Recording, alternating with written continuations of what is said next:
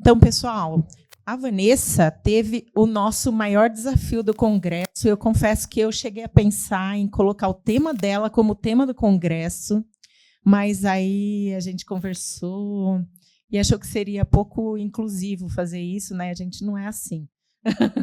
Mas, assim, realmente um tema muito desafiador, né? Um assunto de política de mundial. Para quem não sabe, a Vanessa, além de psicóloga, ela é uma profissional que trabalha já nessa área há muitos anos. Ela palestrou em mais de 14 países, eu acho, já. Ela é reconhecida não só na astrologia, mas fora da astrologia. Já deu várias entrevistas sobre política do ponto de vista astrológico, né? O que a astrologia leva para a política. E é muito interessante que ela faz essa ponte para a gente, né, de levar um pouco de astrologuês para o mundo de política, sabe? Que isso é o ideal, né, nosso de um astrólogo especialista nessa área. Então, temos a honra aqui de receber a Vanessa, que veio lá de Florianópolis, hein? Olha aí. E vamos falar, então, do Saturno-Netuno no zero de Áries e o nascimento de um novo sistema-mundo. Vamos torcer para ser melhor, né, gente? Então, fica à vontade, Vanessa. Boa tarde a todos. É um prazer estar aqui no evento da CNA e nessa gestão também da Gil como presidente, que já trabalhamos, né? Quando eu fui a presidente da CNA, ela era meu braço direito, absolutamente assim, imprescindível. E, com certeza, agora está fazendo um excelente trabalho, é uma satisfação assim, ver o trabalho que ela e a equipe, né? Tem pessoas que eu nem conheço, né? De pessoas novas, assim. E estou achando muito legal o trabalho que vocês estão fazendo. Então, desde já, quero dar os parabéns e dizer que eu estou feliz de rever alguns amigos que eu não vi há algum tempo aqui também. Eu quero começar aqui para te sintonizar. Tá. No microfone, ou é impressão minha? Acho que o... Será que esse microfone está melhor?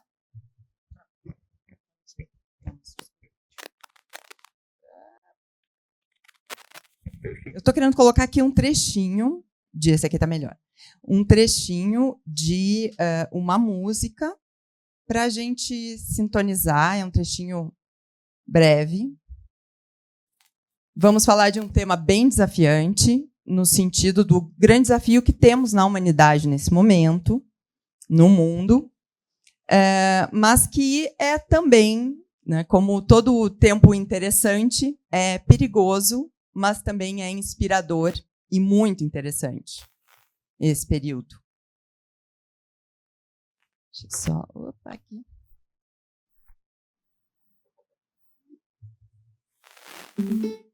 Aí, vamos lá.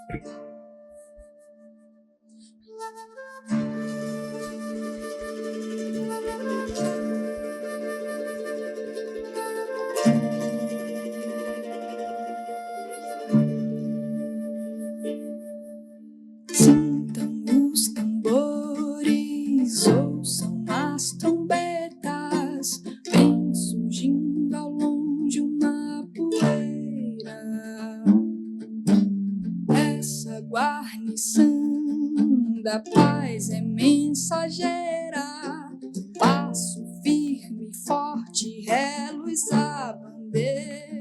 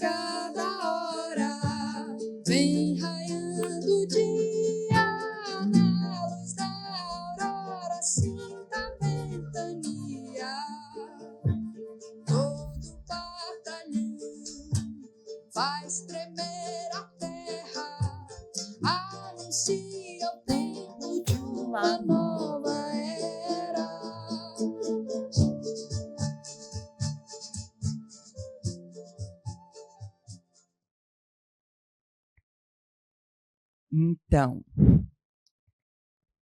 uma astróloga política colocando uma música de nova era, né? Mas é num sentido muito sério, né? No sentido, a gente que estuda astrologia conhece, né? Que pelo menos estuda já há tempos e trabalha com isso, conhece os movimentos das eras, mas a gente sabe que às vezes isso não é levado muito a sério, né? Parece uma coisa assim meio fantasiosa. Mas estamos numa transição que é muito importante. E que, no âmbito geopolítico, há um interesse por compreender isso, inclusive à luz da astrologia, em alguns âmbitos. E, de fato, essa interlocução é muito enriquecedora para a gente compreender esse tempo tão forte que vivemos. Então, vamos a esse estudo, que eu venho, então, apresentar para vocês, para a gente poder ampliar juntos aqui a nossa compreensão desse tempo. Tem como eu mesma passar? Aqui? Então, né, o tema da palestra é Saturno-Netuno, a 0 de Áries, e o nascimento do novo sistema mundo, destacando esse aspecto, que é um aspecto que a gente vem ter o exato, ele já está ativo esse ano, e está tendo microfonia ainda, né? Tá. Não? Tá tranquilo? Ah, então tá bom. Oi, Paula. Vendo as caras que eu não vejo há um tempo, né? Contente de ver vocês. Então, assim, esse aspecto ele já está ativo e ele vem culminar em fevereiro de 2026, dia 20 de fevereiro de 2026, muito esperado. Eu já tive palestrando a respeito dele em 2020, assim, em 3 congressos diferentes, falando de coisas que agora estão se desdobrando, de fato, e vamos seguir, então, avançando nesse estudo. Esse é o mapa eclíptico, né, da longitude eclíptica, da conjunção.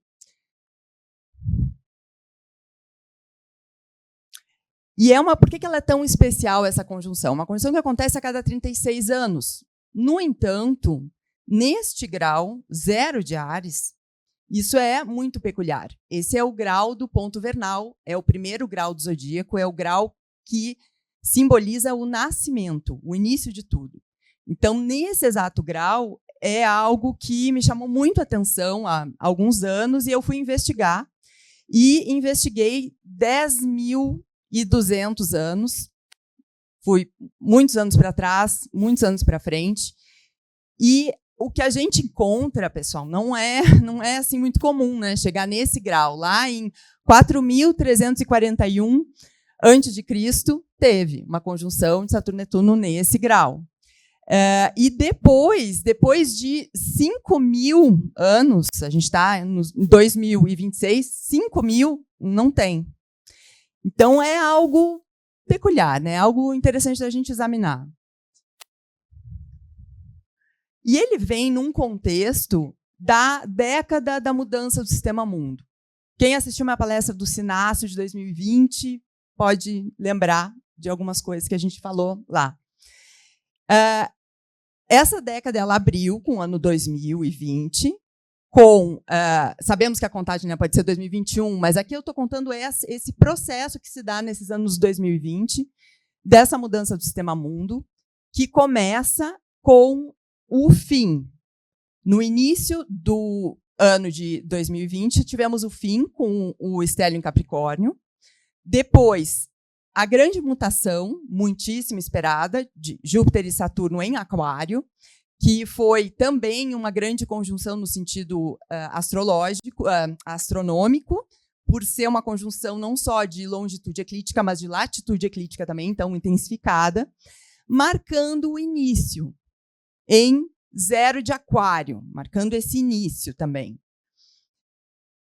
E aí o que acontece? Bom, os cronocratas, como são conhecidos também Júpiter e Saturno, marcadores do tempo, eles marcam o início. Mas início do quê mesmo?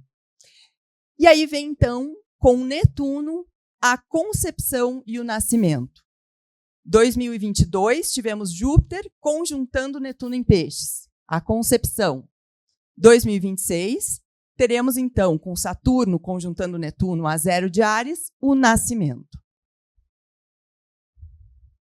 Tá? Então, os dois cronocratas, cada um com Netuno. E aí aqui eu vou ler isso brevemente para sintetizando, porque é algo importante aqui, nessa abertura. O fim do mundo como conhecíamos foi marcado pelo Stellium de Capricórnio no início de 2020. No final daquele mesmo ano, uma conjunção especial de Júpiter e Saturno, sendo uma grande mutação, como também grande conjunção, no sentido astronômico, marcou o início. Mas como será esse novo mundo de fato e como o traremos à existência? A transição foi marcada, mas o novo ainda precisando ser concebido e precisando nascer. Para mudança marcada, então, por Júpiter e Saturno em dezembro de 2020, desdobram-se aí esses movimentos com Netuno, e então tivemos a concepção em Peixes e agora o nascimento a 0 de Áries. Então, um novo mundo multipolar vem sendo concebido e agora vem nascendo. É muito complexo e vou tratar de alguns detalhes aí. Adiante. Então, o que aconteceu, né, naquele momento? A gente vai primeiro fazer uma introdução, tá? Só para situar vocês o que vai ser o nosso movimento ao longo aqui desse trabalho. Inicialmente, a gente vai tratar o que é esse nascimento. Aí, vamos ver quais são os desafios desse nascimento, desse mundo novo. E aí vamos ver dois atores muito cruciais, que são Estados Unidos e China, com mais especificidade, não são os únicos atores, de forma nenhuma, mas eles se destacam, e para caber dentro aqui desse tempo, vamos ver esses dois. E aí vamos ver mais algumas coisas aí desse processo, desse novo mundo que está vindo, e com isso vamos interar. O que aconteceu com o Júpiter conjuntando Netuno em 2002? A Rússia entrou na Ucrânia com a operação especial militar e, com isso, recebendo uma resposta do Ocidente muito forte, das lideranças ocidentais, fundamentalmente Estados Unidos, acompanhado da Europa. Com isso, houve uma tentativa muito forte de tirar a Rússia do sistema, do próprio sistema econômico, com as sanções e muitos boicotes inclusive culturais, com uma russofobia muito séria também, um ataque assim, simplesmente à existência e até à língua russa. Mas com essa ação muito concreta no âmbito econômico, financeiro, e, inclusive, com o congelamento dos ativos, das reservas russas nos Estados Unidos e na Europa. Com esse movimento, isso tirou a segurança do sistema dólar, do sistema de controle americano, porque se temos reservas em dólar, vamos perder. Se formos contra o que o império ou o que as lideranças ocidentais desejam, podemos perder nossas reservas, como aconteceu também, foram confiscadas as reservas de ouro também de outros países. Então, mas isso foi num grau muito sério, de 300 bilhões de dólares, o equivalente a 300 bilhões de dólares. E com esse movimento, muitos países buscaram o BRICS, buscaram essa instituição, essa organização, que não é a única que vem trazer um mundo multipolar, mas ela tem uma função muito importante, porque ela, de fato, liga diferentes continentes numa proposta a outra, numa proposta de decisões tomadas em consenso, em que ninguém pode impor aos demais. Claro que cada um tem a sua força, as suas características e o seu peso, e tem uma interação muito real e concreta e pragmática. Mas todos têm, digamos, direito de veto. Todos os participantes. É preciso chegar num consenso para tomar alguma decisão, o que não é muito fácil administrativamente, na medida em que agora cresceu essa organização. Mas com esse movimento vieram, em abril foi a procura, justamente quando estava tendo esse aspecto, a procura para participar, de muitos países para participarem, ou para se tornarem membros, ou para simplesmente poder se aproximar, participar dos eventos e conhecer melhor o que é essa estrutura, para tentar se precaver, por uma questão muito pragmática de sobrevivência, né? De defesa de algum grau de soberania. E com isso, já num evento dos ministros das Relações Exteriores, no mês de maio, mais de 20 países tinham pedido para entrar, numa organização de 5 países até então. E aí, bom, desde então, já cresceu, ainda também com ressalvas, é toda uma administração, é muito desafiante o trabalho dessa organização, e ela não é a única alternativa para o que é essa dependência, essa subordinação ao sistema americano. Então, ali teve essa abertura e começou a se falar que o mundo multipolar já nasceu, algumas afirmações muito fortes nesse sentido. Mas ali foi a concepção, não foi ainda o nascimento, né? E na época mesmo eu me lembrava disso, porque eu já tinha tratado disso. Ali seria a concepção e depois o nascimento. Então, mas agora, sim, nós estamos às vésperas do nascimento. Que não quer dizer que é o nascimento, é um momentinho e pronto, né? Tudo muda. É um processo muito forte, mas assim como naquele momento as placas tectônicas giraram, né? E realmente algumas coisas mudaram o mundo, agora também temos um momento assim, nesse processo dessa década. Então, busca por alternativas de um sistema financeiro e monetário não subordinado ao dólar, de defesa de algum grau de soberania, porque soberanos mesmos, hoje em dia, soberanos, são China, Rússia, Irã, em alguma medida. Mas soberania total, assim, é claro, e obviamente o Império Americano. Mas é algo muito raro hoje em dia. Que país pode realmente peitar e tomar suas decisões sem ser aprovado pelo Império? São muito poucos. E mesmo os que têm alguma condição enfrentam dificuldades muito sérias, perigos graves. Então, tem essa percepção no mundo, um despertar para essa percepção do que é esse movimento e de como isso já não tem mais condição, tá indo, já foi longe demais, já não dá mais. Então, como que os países fazem para administrar essa situação? Porque tem efeitos muito concretos na economia dos países, nos recursos básicos, essenciais de cada país.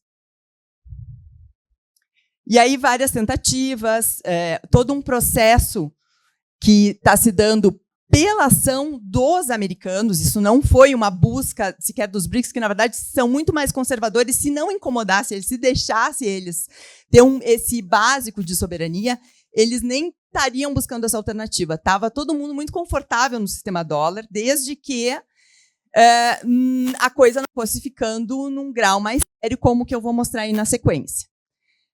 Então, isso começou a acontecer. E aí, claro, aí o que acontece é que as pessoas, assim, os países, as lideranças, começam a buscar realmente alternativas, né? E aí começam realmente a desejar, em alguma medida, alguns, que se dê uma desdolarização do sistema mundial. O que não quer dizer que vá parar de existir dólar completamente. Não é isso. É a capacidade do Império Americano de controlar os outros países pela dominação do dólar. É a possibilidade de ter algum outro tipo de moeda de reserva e que os países não estejam subordinados a essa situação. E, com isso, uma tentativa dos próprios BRICS se deu na Rússia no ano passado de fazer uma proposta de um novo sistema, com alguns órgãos, inclusive, correlatos ao sistema americano, que se deu ali depois do final da Segunda Guerra, com Bretton Woods, e aí depois veio o Banco Mundial, o FMI, só que com todo esse manejo. É sempre um americano e um europeu, um americano e um europeu. E outros países de outras regiões não podem. Do chamado Sul Global, que é uma expressão, né, para quem não é desse Norte Global. E o detalhe é o seguinte, né? A gente aqui, Brasil, a gente pensa que a gente é ocidental, né? A gente está do lado ocidental da Terra, né? Como é organizada, assim, pela geografia. Mas europeus, por exemplo, não costumam pensar na gente como ocidentais, e muitos outros de outros países, porque a referência não é essa. A referência do Ocidente é a Austrália, se considera que é Norte e Ocidente, por uma questão cultural, por uma questão dessa administração das elites locais, né? Então, e aí veio essa proposta, mas com muitos desafios e resistências dentro do próprio BRICS, porque os próprios países do BRICS também é uma sinuca de bico, né? Como é que lida com o império, como é que lida com as ameaças. Então, não é uma coisa assim tão simples, e cada país tem o seu contexto e também o seu sistema, a sua forma de conceber as transações. Aqui tem um destaque do yuan, também assim nesse tom dourado, porque é o que nesse momento se tem para uma reserva de substituição, digamos assim, do dólar, né? Que não é do interesse dos chineses, porque não é muito vantajoso na balança comercial, não é das melhores coisas ter uma moeda reserva, tem muitos desafios, tem alguns benefícios, mas tem desafios bem complicados. Então, a China não tem muito interesse nisso, só que acaba que não está tendo muita alternativa, porque yuan, o RMB, ele tem que tem, né, esses dois nomes, ele realmente é útil, porque todo mundo compra da China. Então, ele é de fato útil. Então, nesse sentido, ele acaba tendo uma serventia como reserva, mesmo que não seja do interesse da China. Então, tem toda uma busca e um pensar em como se pode constituir uma moeda reserva que seja apenas para transações internacionais. Então, aí tem todo um processo, e muitos especialistas trabalhando em diferentes organizações, que eu já vou mencionar mais uma, que está também trabalhando nisso.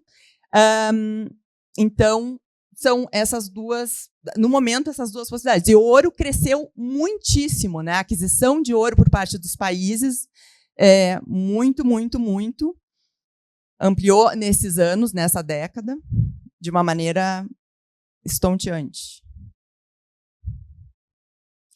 Tivemos aqui no Brasil, né, a cúpula do BRICS em julho, que foi exatamente na entrada do Urano em Gêmeos.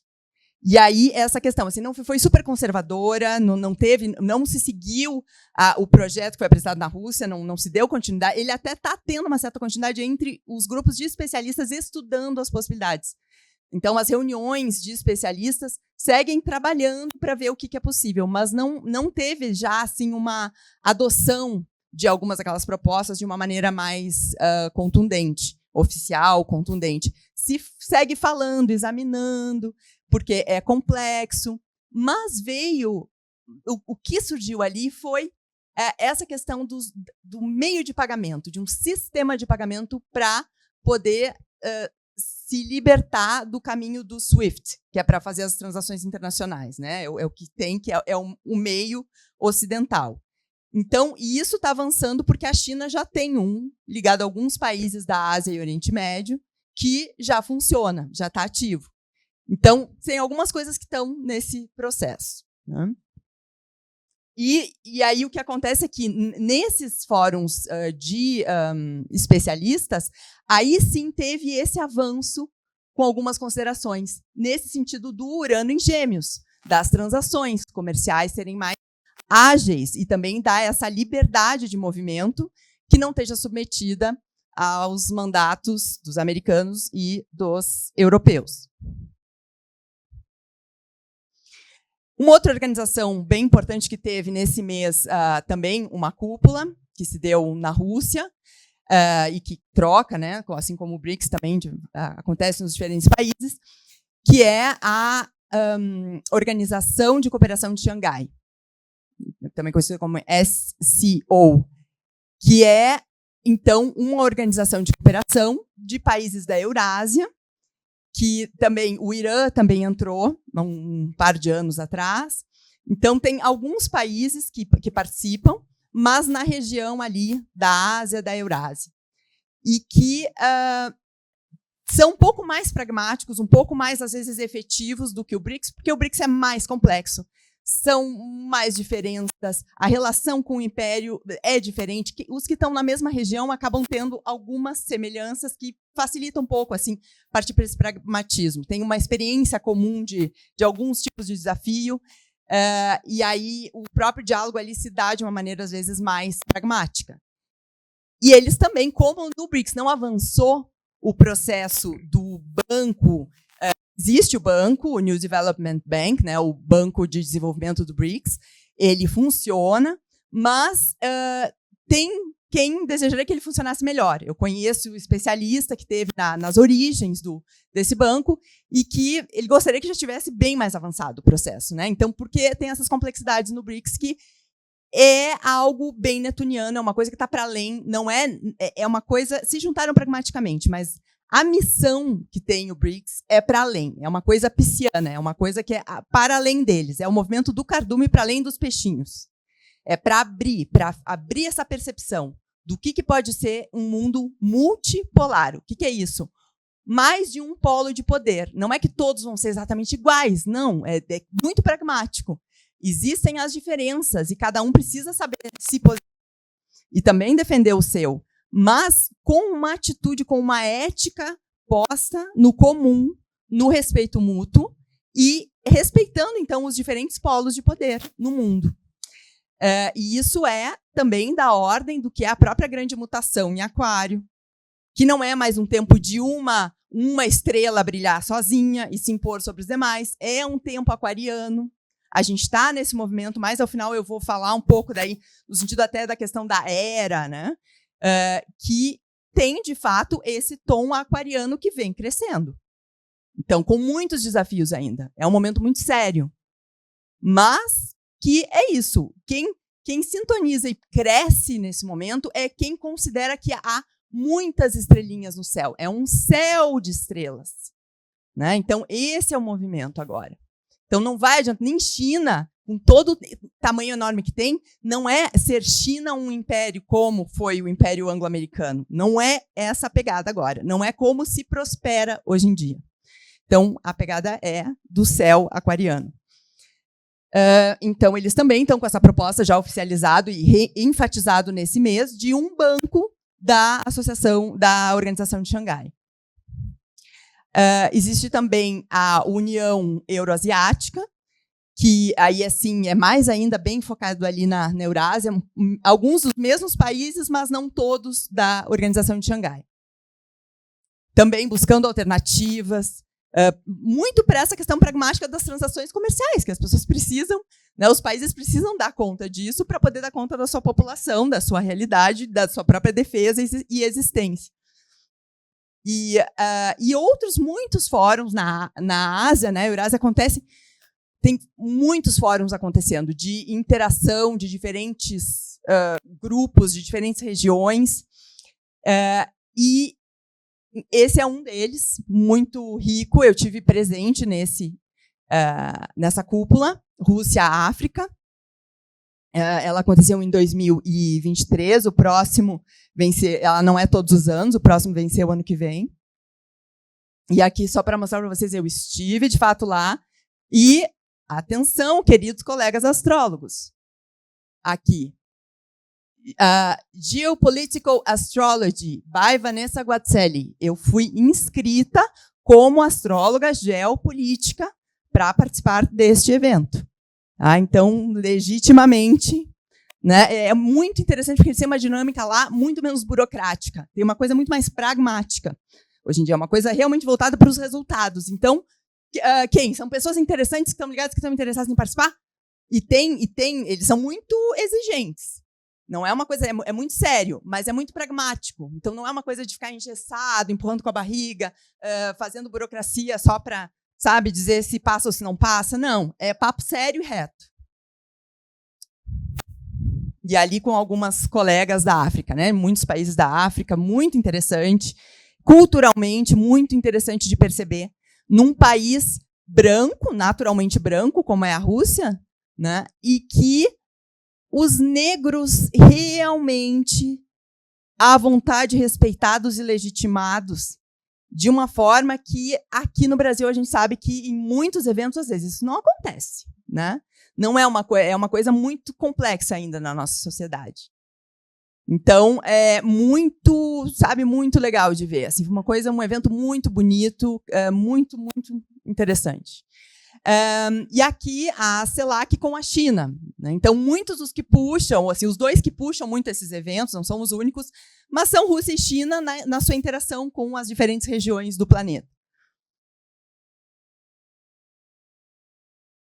Uma parte importante disso é a proposta chinesa, a iniciativa Cinturão e Rota, também conhecida como a Nova Rota da Seda, que também inclui aqui o nosso continente.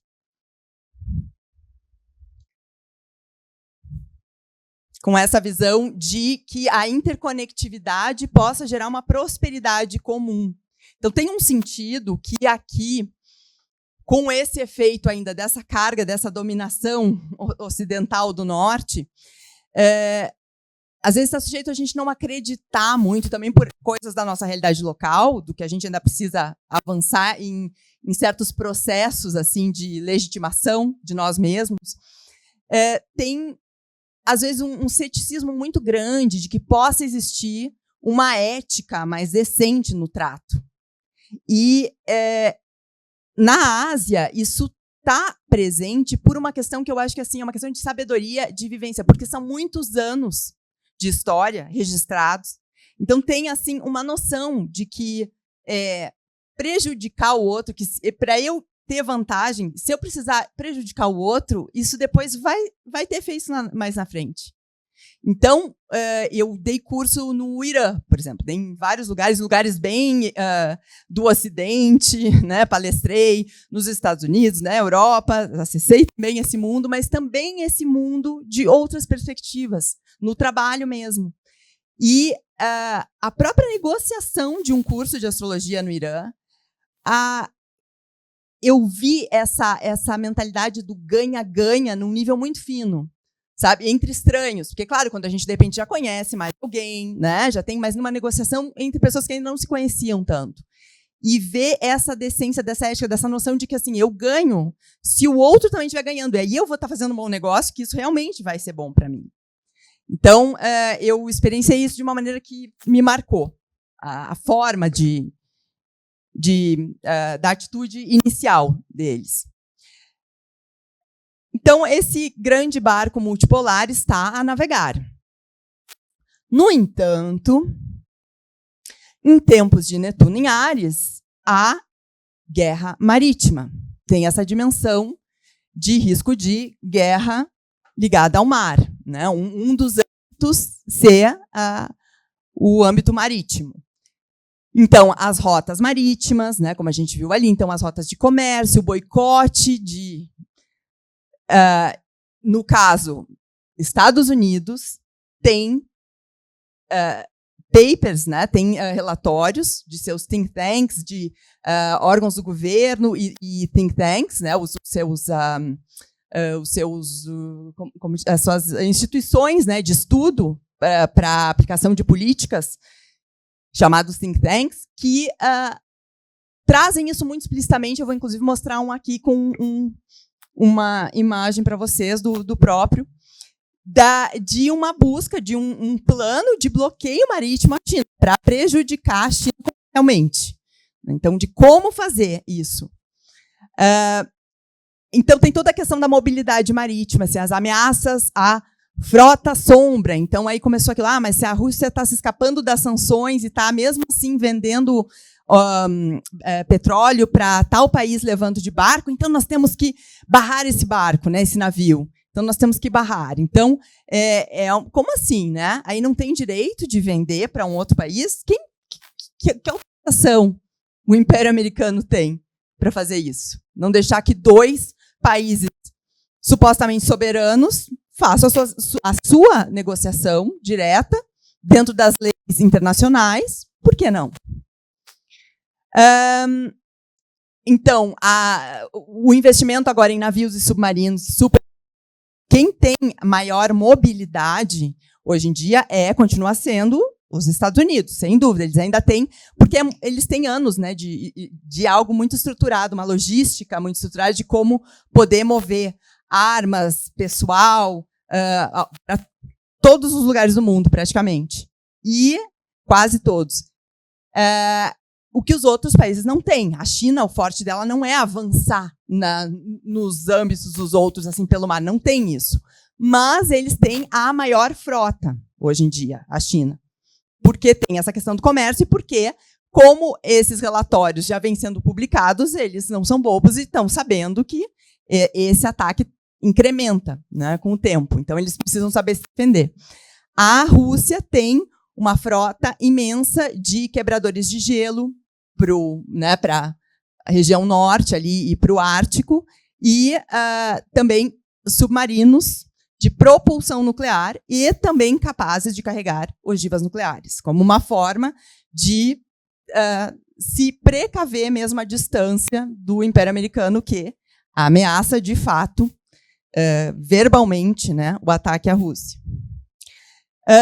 A questão de cabos submarinos, o movimento do Iêmen em defesa da Palestina, né, foi ali nas vésperas dessa entrada do Netuno em Áries, quando estava Marte quadrando Netuno. E uma observação aqui é que, enquanto Odessa não estiver de volta à Rússia, podem saber que o conflito na Ucrânia não concluiu.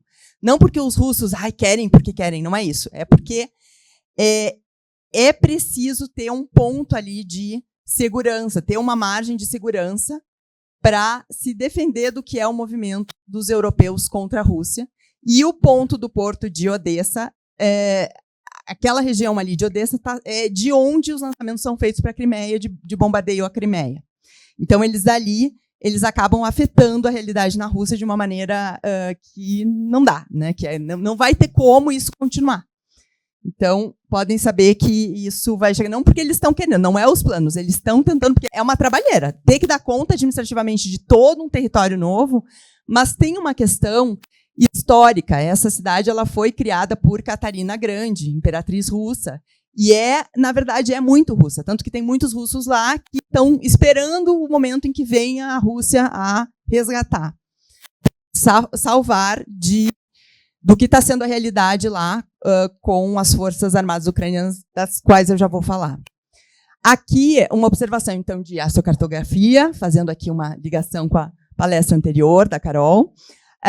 Isso aqui eu vi no começo do processo ali da entrada da Rússia na Ucrânia, que a astrocartografia da grande mutação tem aqui a linha de Urano, aqui é a de Lua Negra, e aqui é a de Urano, passando pela Ucrânia, com Odessa para dentro. Então, Kiev e Odessa estão para o lado de lá. E para cá está a região de Lvov, a região do berço do neonazismo ucraniano, aqui está para o lado de cá. E aí o que acontece aqui é que eu vi que, bom, aí está a cisão. Essa cisão que abriu, né, que fez essa abertura para um novo mundo, uma reestruturação. Não que tenha que haver uma cisão, gente, mas é que ali, pum, se deu, a tensão culminou ali. E aí os desafios, né? Então, e aí? Então, vem surgindo, né, uma poeira, vem surgindo uma nova era, mas e como é que é isso, né? E os desafios nessa situação toda, nesse novo mundo, agora, nem falando ainda em nova era, que eu fiz uma relação com a música, mas falando simplesmente de um novo sistema que está surgindo. O Império norte-americano, ou ainda anglo-americano, que nos Estados Unidos é um herdeiro, né, da Inglaterra, da Grã-Bretanha, não admite perder a supremacia, não admite o fim do sistema unipolar, que se deu ali com o fim da União Soviética, né? E tem seus braços para afetar o mundo. Sejam os sionistas, muito fortemente no Oriente Médio, mas não apenas. Sejam os nazistas, como na Ucrânia, e isso eu tenho foto para mostrar muito claramente. Sejam os wahhabis, que também ali no Oriente Médio, às vezes também gerando situações de terror em outros lugares. E aqui, se a gente vê, né, tem as religiões e extremistas das religiões. Que nenhuma dessas religiões é em si o problema, não é isso. Mas no sionismo, o extremismo do judaísmo, né? Um âmbito, uma vertente, né, extremista do judaísmo. Nazistas supostamente cristãos, né? Do que se vê de algumas coisas na Ucrânia, nada de cristãos, inclusive porque eles perseguem a igreja. Mas, e os sionistas também, né? Matam também, inclusive, cristãos. Mas aqui, então, supostamente cristãos, e os wahhabis supostamente islâmicos, mas que não tem nada a ver com o que é pregado, né, pelo islamismo. Não é. É uma distorção, uma interpretação de cortar cabeças, né, e de destruição, de terrorismo, que não é da história do Islã dessa forma. Não é assim. Não é o que a gente vê na cultura islâmica de um modo geral. Assim. São setores muito específicos e da onde surgiram. E como que eles têm esses armamentos? E quem é que banca? Da onde vem isso? Aí a gente olha, né, para 2017, tweet da embaixada americana na Síria.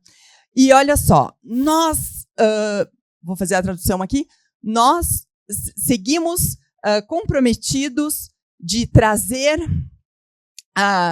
essas figuras de liderança do HTS, que é uma organização terrorista, à justiça. E aí, quem que eles colocam aqui com 10 milhões de dólares como prêmio? O atual presidente da Síria. Olha só! Olha que lindo!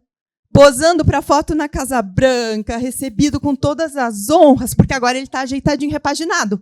Agora ele tirou o presidente que não era subordinado aos Estados Unidos e agora ele está lá, né? Agora ele pode ser repaginado para dizer para o mundo que ele é legal, mas continuam morrendo pessoas, as minorias, e não só as minorias, os sunis, os xiitas, cristãos, morrendo de maneiras brutais na Síria. Então, é assim, mas agora está formatadinho, né, para o Ocidente, beleza. Dá para tirar foto na Casa Branca. E é engraçado porque eles nunca atacam Israel, né? Nunca atacam Israel. Eles atacam os países que também são islâmicos. Mas eles não atacam Israel. Eles até pedem desculpa para Israel. Eles, no máximo, dizem, ai, por favor, não bombardeia tanto a gente aqui na Síria agora. Né? Mas eles não entram em guerra, eles não ameaçam, eles, no máximo, pedem, por favor, eles até tentam agradar a Israel. Peculiar isso, né? Mas o Líbano eles atacam. Né? Por que será? Então, né, quem é a mão que ou cria, em alguns casos, ou fomenta, financia, instiga? Quem será? Quem ganha com isso? E aí não é preciso nem dizer, né, da brutalidade, que aqui eu não vou trazer, né, já uma violência tamanha com a própria humanidade, o que está sendo a situação da Palestina, mas aqui um breve registro do que é a brutalidade sionista, do que é a gravidade da deturpação mental que está acontecendo em Israel. E nazismo não existe mais, né? Acabou. E foram os americanos, né, que nos livraram. Hollywood diz, né? Hollywood nos conta, né? Que foram os americanos. Mas só 400 mil americanos morreram. Quantos russos? 27 milhões. Mas como assim? Chineses, pelo menos 20 milhões. Como assim? Mas como assim? Mas os Estados Unidos resolveu e acabou, né? Não tem mais em lugar nenhum. Mas e por quê? Por que nazistas foram incorporados aos órgãos de governo na Europa e nos Estados Unidos? Diretamente nazistas que serviam a Hitler. Como assim? Mas como? Como que no Japão não teve mudança de poder? Os fascistas japoneses eles fizeram horrores, brutalidades tenebrosas. Eles não foram à justiça, ficou quietinho, só se subordinaram ao sistema americano. E aí, passou, né? Passou? Tá, então tá, passou. Vamos ver se passou? Esse aqui é o Azov, chamado de batalhão, mas porque era batalhão, hoje em dia já é bem mais que batalhão. Mas foi incorporado às Forças Armadas Ucranianas oficialmente, depois de de ter tido um golpe na Ucrânia, financiado pelos Estados Unidos, com gravação com a Victoria Nuland, do Departamento de Estado americano, registrado, com áudios que vazaram, isso já é documentado, que houve o apoio americano já assumido em alguns âmbitos. E aí o que aconteceu é que esses nazistas foram incorporados às Forças Armadas Oficiais da Ucrânia. Olha o Azov Battalion, olha só o símbolo deles, olha só, SS. Sabe o que tem aqui de branquinho, mas é o símbolo do Sol Negro, que é um símbolo perversíssimo dos nazistas, do Hitler. E então, né, esses são as forças ucranianas. E não basta, tem também um outro grupo de nazistas ou neonazistas, se quiser, né, dar essa nomenclatura, que é Svoboda. Svoboda, usando aqui esse símbolo que é da OUN, que era a organização que tinha, inclusive, duas vertentes, mas as duas vertentes de nacionalistas brutais, né? Não nacionalismo assim de amor à pátria meramente, de querer exterminar outros povos, com os mesmos valores dos nazistas, na Ucrânia. Então, esses nacionalistas da OUN, que chegou a ter duas vertentes, eles se subordinaram mesmo, com gosto, para seguir o trabalho nazista na Ucrânia. Fizeram massacres tenebrosos. E aí, Svoboda, que é então considerado um partido de extrema-direita, mas é muito mais que isso, usando esse mesmo símbolo. E, detalhe, agora, 4 de novembro de 2025, Vladimir Zelensky entregando o prêmio ao neonazista ucraniano do Svoboda. Tá? Isso agora, isso é atual. E de mãos dadas com quem? Fazendo negócio com quem? Aprovado por quem? Financiado por quem? Instigado por quem? De mãos dadas com quem? Instigado por quem? Estados Unidos, União Europeia. Esta senhora aqui não quer dizer, né, que é porque a pessoa é descendente, que necessariamente ela vai seguir a mesma linha. Mas, em alguns casos, faz pensar. Será que ela seguiu a mesma linha da família? Ela é descendente de nazista, com também escravagista americano. A linhagem da família dela junta americano, né, de grandes proprietários de escravos, com nazista alemão, a von der Leyen, presidente da União Europeia. Né? E aí, a OTAN, NATO, OTAN. Aqui já trocou, já é o Rutte, mas o secretário, né? Mas esse é o da época do início. E olha que coisa, né? Então, a OTAN, juntinho ali do presidente que tem nas suas tropas grupos oficiais neonazistas, né? E sendo que a Ucrânia, antes da situação da entrada da Rússia, e esse foi um motivo fundamental, estava atacando a população russa, etnicamente russa, e com a questão de proibir a língua russa, uma prática também dos nazistas. E aí, então, a OTAN, qual é a origem dessa OTAN?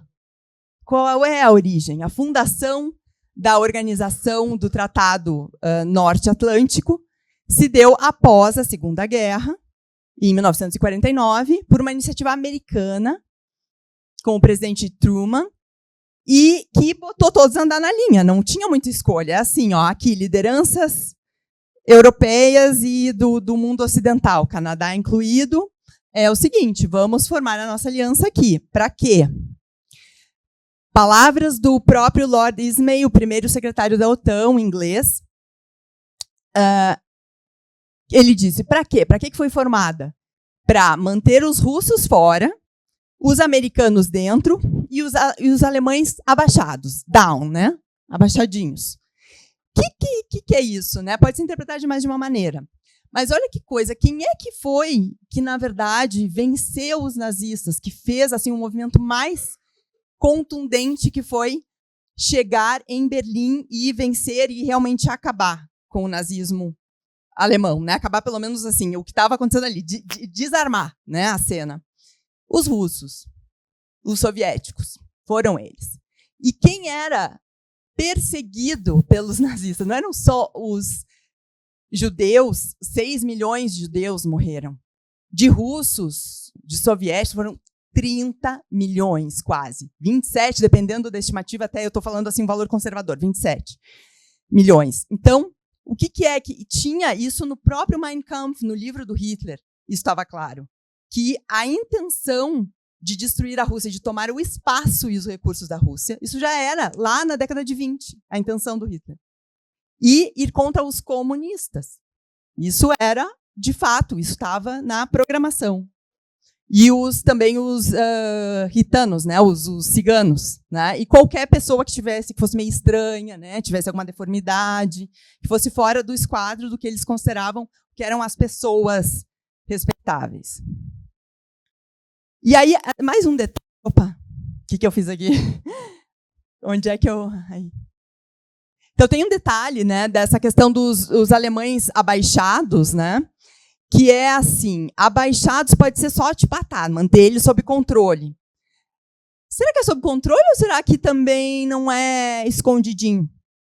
Porque os nazistas foram incorporados. Eu tenho um trabalho, que aqui eu não vou entrar em detalhes, mas eu tenho um trabalho publicado no meu site, vocês podem procurar, Lua Negra, Netuno e a glorificação do nazismo. Tá? Ali vocês podem ver mais detalhes a respeito disso, se quiserem.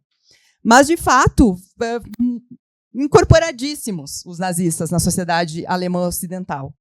Claro que não é só, claro que teve, sim, um abafamento da ideologia na sociedade, mas muitos ali seguiram com os seus valores.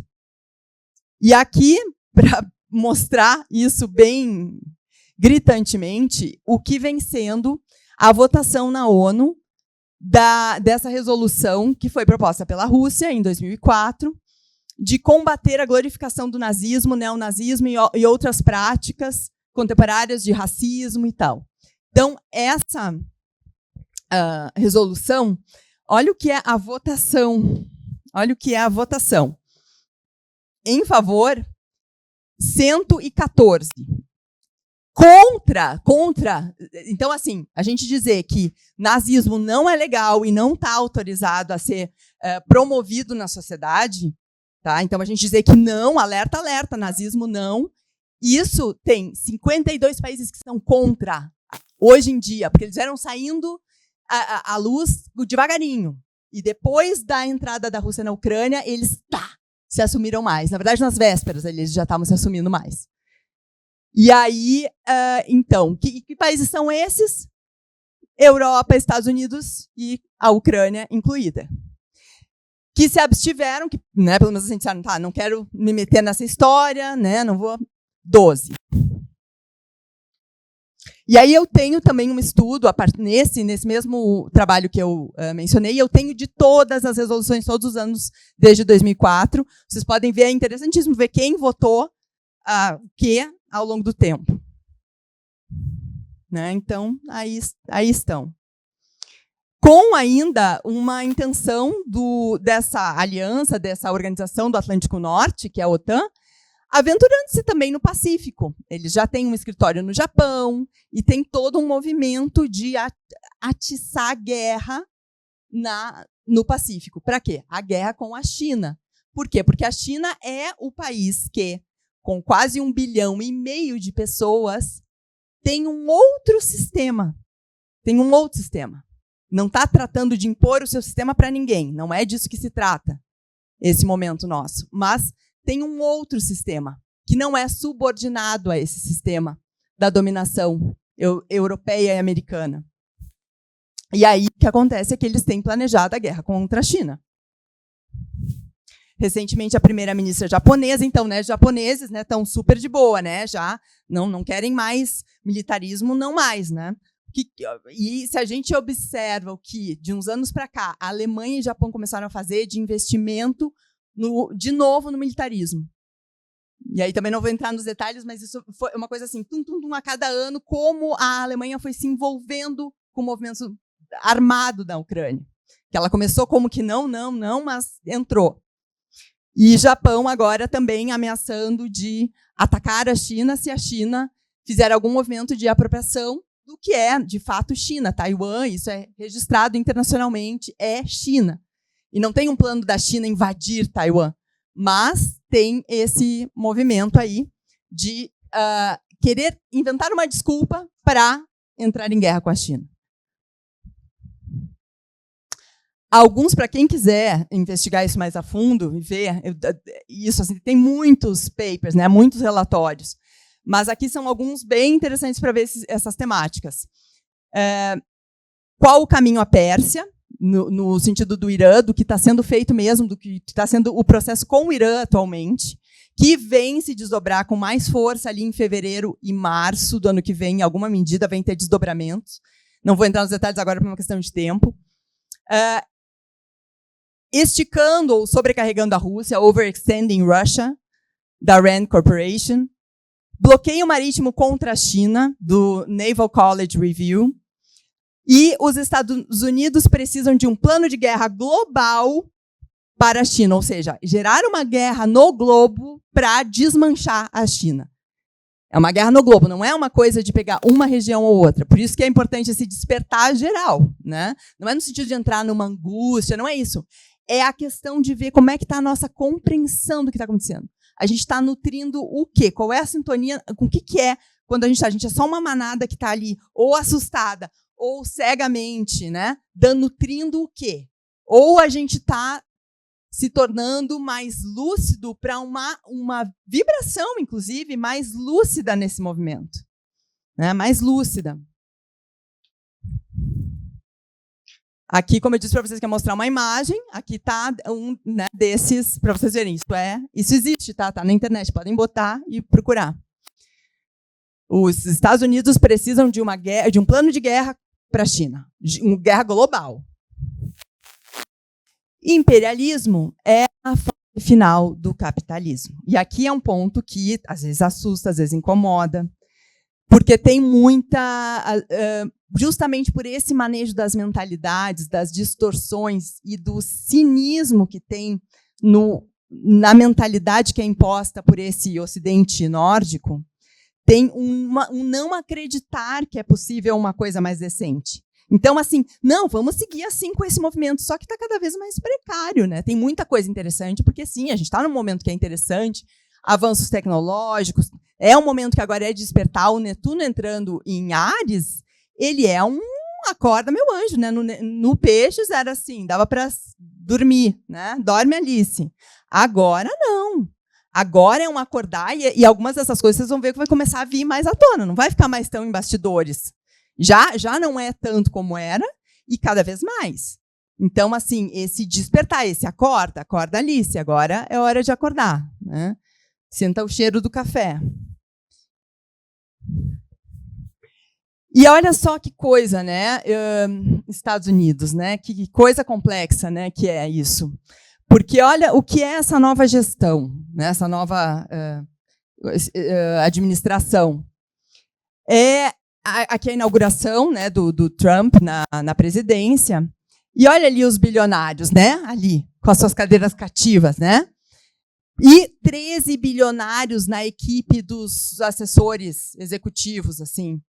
13 bilionários. Por quê? Por que tanto bilionário tão mobilizado com isso? Porque está ruindo. Porque está ruindo. Não é de uma hora para outra. É um sistema ainda que tem muita... É perigoso. Tem ainda um tanto de poder. Mas não está mais conseguindo operar os palitinhos, assim, as linhazinhas, né, das marionetes, assim, com a mesma desenvoltura. Não está mais. A coisa está séria. Eles estão percebendo isso. E aí, o que vem, então, para o governo? Um ator presidente, que olha o que ele faz na época do seu movimento ali de eleição e assumir, ele lança um perfume para ganhar dinheiro, porque isso é o capitalismo, né? Sem nenhum problema ganhar dinheiro, é bom, tanto que mesmo os chineses que são socialistas também gostam de ganhar dinheiro, não é problema, não é dinheiro. A questão é de que forma que isso é feito, como que essa transação das trocas né? Como é que isso é feito na sociedade? Como é que a população é realmente tratada? As outras pessoas? Como é que é essa dinâmica? Olha o nome! Fight, fight, fight! Fight, fight, fight! E aí, ele é o da paz, ele quer prêmio Nobel da paz. Mas o perfume dele é fight, fight, fight. E aí as pessoas acreditando que ele seria, né, assim, o salvador, ia desfazer todas as guerras, fight, fight, fight. Ele estava se entregando completamente.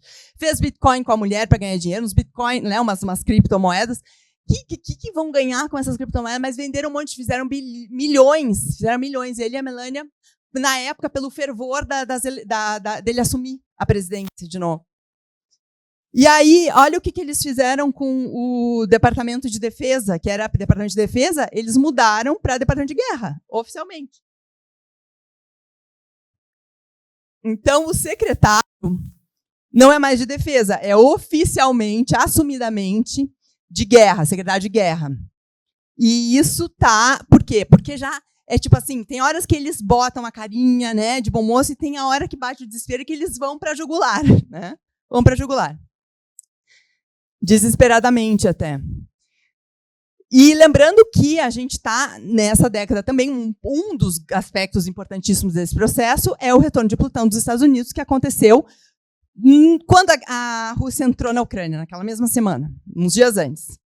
Por quê? Porque os Estados Unidos estavam instigando ali os neonazistas na Ucrânia e os ataques estavam ficando cada vez mais sérios contra a população russa ali em Donbass. Né? Aí chegou um ponto que eles não tinham mais como fazer. A coisa estava muito grave já. E a população russa estava assim, consternada, porque são russos. Como que o nosso país, que tem capacidade militar, não vai defender essas pessoas, as atrocidades? Eu nem vou mencionar, pessoal, mas assim, Gaza dá uma ideia.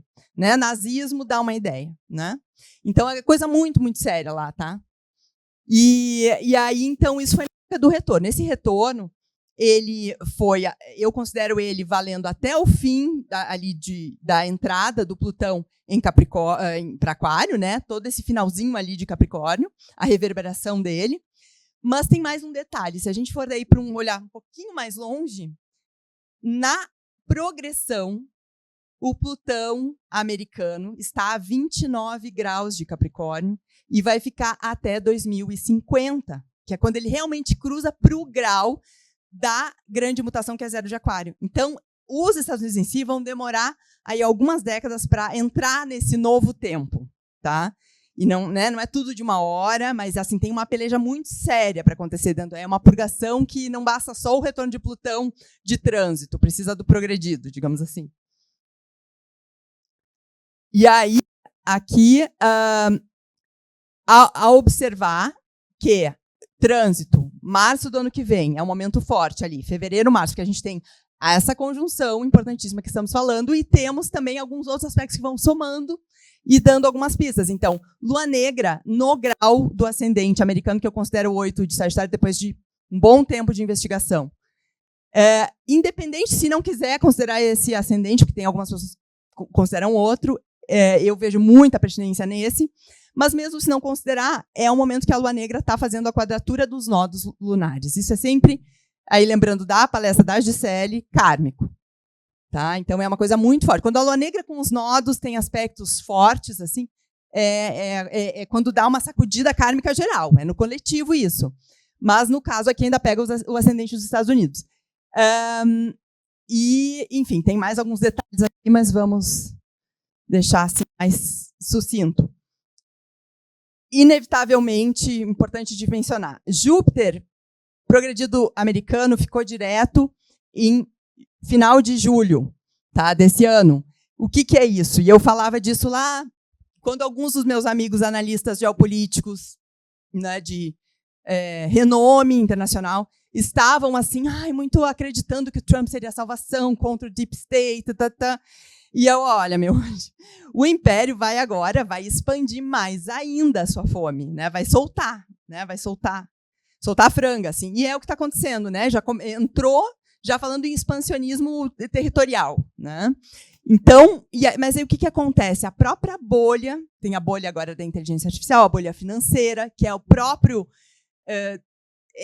onde está, né, um dos pontos mais problemáticos do capitalismo. E aí tem, então, essa bolha nos Estados Unidos, que isso aí está a perigo. Isso está a perigo, porque é uma economia muito sem base real. Ela vive dessa manipulação, desse show de imagens. Porque, inclusive, até na inteligência artificial, agora já se considera que a China passou dos americanos, né? E isso foi agora.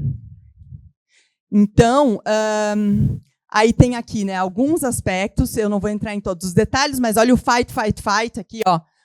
Sol dirigido, quadrado, Marte. Né? Só para dar aqui um exemplo. Aqui tem algumas coisas, e aí, se quiserem, eu posso procurar colocar no meu site essas tabelas e tal, para quem. Eu vou, na verdade, fazer um artigo, né, com esse material. Então, né, alguns aqui a observar, já estive falando e que eu vou botar lá, tá? Porque aqui para a gente poder avançar, mas que são, se bem que isso aqui é super importante, né? Porque, afinal de contas, é um congresso de astrólogos, então deixa eu mencionar brevemente. Então, Lua Negra cruzando a primeira casa, em março, Urano trígono Plutão até março de 2026, e aí já, então, esse avançar desse poder tem alguma coisa, né, que se estende ali, e depois vai seguir, tá? Vai seguir complicadinho os próximos anos. 2027 é uma revolução solar com Júpiter em Leão na primeira, 2028 tem algumas coisas aqui, retorno de Urano em 2027, 2028, Júpiter passando pela Lua Negra Netuno, que tem uma ligação com essa questão do nazismo. Quem ler este artigo que eu mencionei vai compreender melhor. E o próprio meio do céu deles, também, 2027 e 2028. E Urano, conjunto Marte, em 2030. Então, que é onde é também ali onde está o Sol do Trump, que é conjunto com o Marte dos Estados Unidos. E isso já é depois, né, do período dele. Mas isso só para dizer que ainda tem complexidades, né, na década, mas também tem outras coisas interessantes acontecendo. Aí aqui... Opa, o que eu fiz? Ajuda. Auxílio, por favor. Então, aí o que a gente vê é que então, tem esse processo dessa progressão do Plutão até 2050, e que coincide, tá ali, ó, aí o Plutão entra, progredido entra, 2050, agosto de 2050. E aí, nessa mesma época, um pouquinho antes ali, 2049, numa outra dimensão do globo, numa outra perspectiva de mundo, um outro ângulo de visão, na China tem o centenário da Revolução Chinesa, né, do início da China atual, que é o que eles consideram assim, a realização do sonho chinês. Eles estão trabalhando para chegar nessa data com avanços. Como eles trabalham, né? Eles trabalham por épocas e que eles vão traçando as metas, né?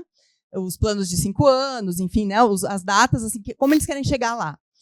E nessa época eles querem, então, ter essa realização do sonho chinês de um país socialista moderno, né, desenvolvido e com harmonia e civilidade. Tá? Essas são palavras, né, nos documentos chineses. Então, eles vêm trabalhando por isso. E olha só o que acontece. O Netuno, por trânsito, chega no fundo do céu chinês em Touro. Ali, 2048, 49, ali ele entra. E, então, é um momento que tem, né, tem ali isso para observar. Momento marcante para a China e também para os Estados Unidos. Que estão, né, são esses atores aí nesse processo. E o que é, então, aí agora é a hora de dizer, né, o que é esse Saturno-Netuno? Estamos caminhando para a conclusão, mas ainda alguns detalhes importantes a dizer. O que é esse esse Saturno-Netuno? Ele é já, isso é público e assumido em astrologia, que são indicadores, essa condição ela é indicadora de socialismo e de comunismo. No caso aqui, o que eu venho afirmando, desde 2019, para ser mais precisa, em algum âmbito público, é que é tempo de socialismo. Não quer dizer que isso é uma imposição a qualquer país, não é isso. Isso é o reconhecimento de que esse sistema que está se desconfigurando, que não está dando mais, ele começa a gerar uma abertura da própria população de buscar algo melhor. Então, e aí não é assim, não tem que ser igual ao que foi a União Soviética, ainda que tenha tido algumas coisas fantásticas, teve erros também que foram terríveis, mas teve também coisas que foram maravilhosas e que eu vivenciei isso na Rússia. A gente vê efeitos muito legais também de coisas que foram feitas e que marcou as pessoas uma civilidade, sabe? Desse sentido comum, uma decência assim, muito legal de ter numa sociedade. Então, mas não quer dizer que tem que ser nem como era ali, nem como é a China atualmente. Não é isso, nem como é o Vietnã, que é um outro país comunista. Não é essa a questão. E não é comunismo, é socialismo. Né? É um momento que vem abrindo essa dimensão para se pensar. E aí, na China, trabalha o quê? O socialismo com características chinesas. Então, agora vem um movimento de alguns países virem se abrindo para essa investigação de como que é o socialismo com as características de cada local.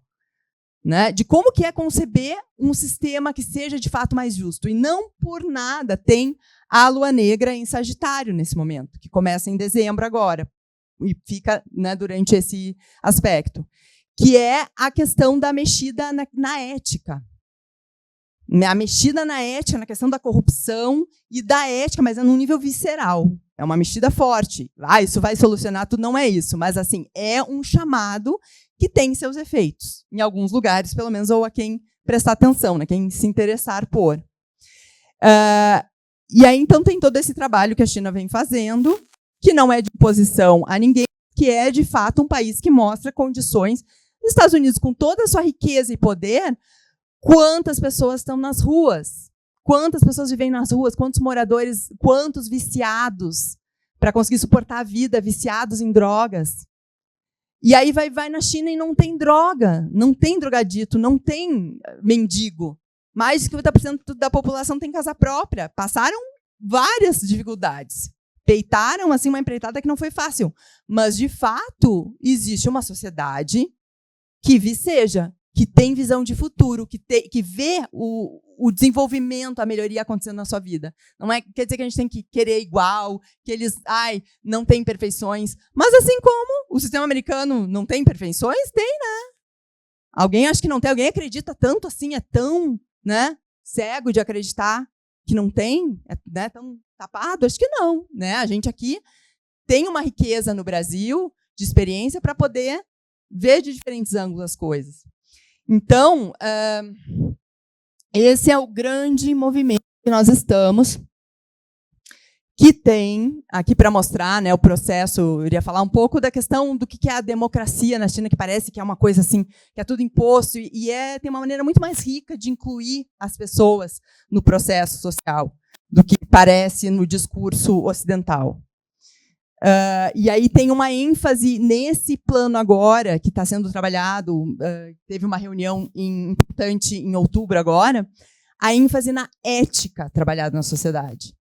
E alguns nomes de pessoas que estavam sendo corruptas e que foram tirados de cena. Assim como na Rússia também, generais que estavam sendo corruptos e que foram tirados de cena, em público dado o nome. E aí é de inspirar a criatividade cultural de toda a nação e fomentar uma cultura próspera. Então, essa é a busca que eles estão a peleja deles. Aqui a Lua Negra em Sagitário, que eu já falei. Então, as questões da lei, moral, justiça, corrupção versus retidão. E aí, os diferentes atores que se juntam, também não perfeitos, mas os diferentes atores, as diferentes populações. E aqui, inicialmente, tem uma bifurcação do sistema, sistemas paralelos, inicialmente. E, aqui. Dá para abrir aí? Nesse movimento de um novo que vem surgindo, É tempo de multipolaridade, que é uma dimensão respeitando os diferentes sistemas, a soberania e a cultura de cada país.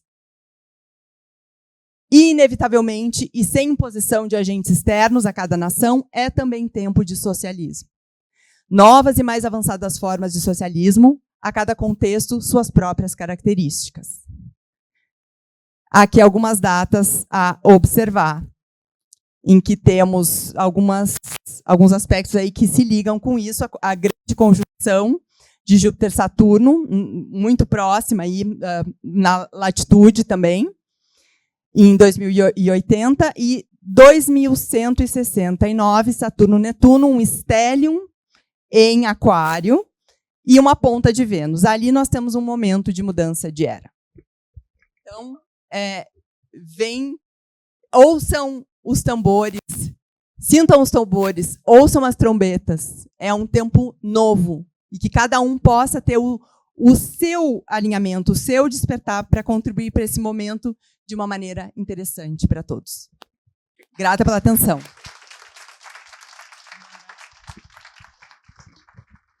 Maravilhoso, Vanessa. Infelizmente o tempo é curto. A gente sabe que você já passou.